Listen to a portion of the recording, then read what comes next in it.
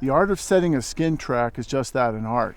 And when I set a skin track, I'm thinking about a few things right off the bat. First would be safety, efficiency, and comfort. Those are my directives when I decide how I want to set a track. And in doing that, I try to flow through the terrain, look at the terrain and approach it in the most logical way where I can have a reasonable angle.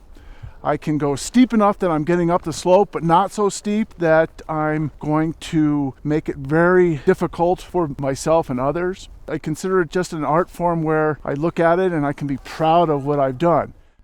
When I consider the safety aspects of my skin track, I'm also looking around at the terrain that I might be exposed to in setting my track.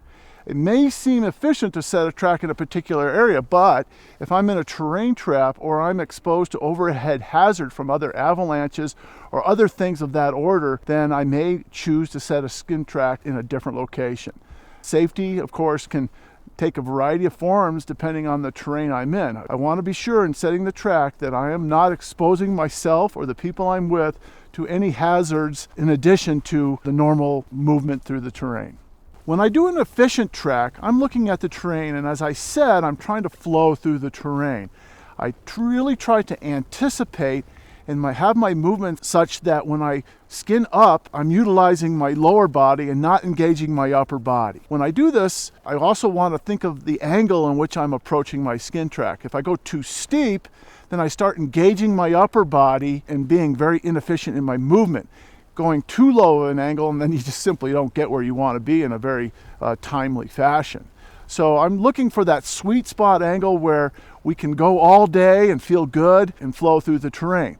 Now, some other elements of that might be my turn selection. I try to flow through the terrain and utilize turns such as rounded turns or AVA turns because they're easy to move back and forth on switchbacks. There may be occasions where we do switchbacks and utilize kick turns, and I don't want to send a message to not ever do kick turns because we do need to be able to do them, but I think when we don't have to use them through the terrain, we're going to be more efficient. Now, learning how to do good kick turns is also a form of efficiency, but is something that I try to use less if possible. Now, there's some other factors that I get into as well, some environmental factors. I might see that the most efficient track would be to stay up on this ridge, but it's windy and cold and it would be very uncomfortable, so I will often set a track below the ridge that may not be quite as efficient, but is a lot more comfortable in the process of getting to our objective. There is a lot to think about in setting a skin track, but if you can really think ahead and gain some experience, then it's a super fun art form that you'll really feel psyched about mastering.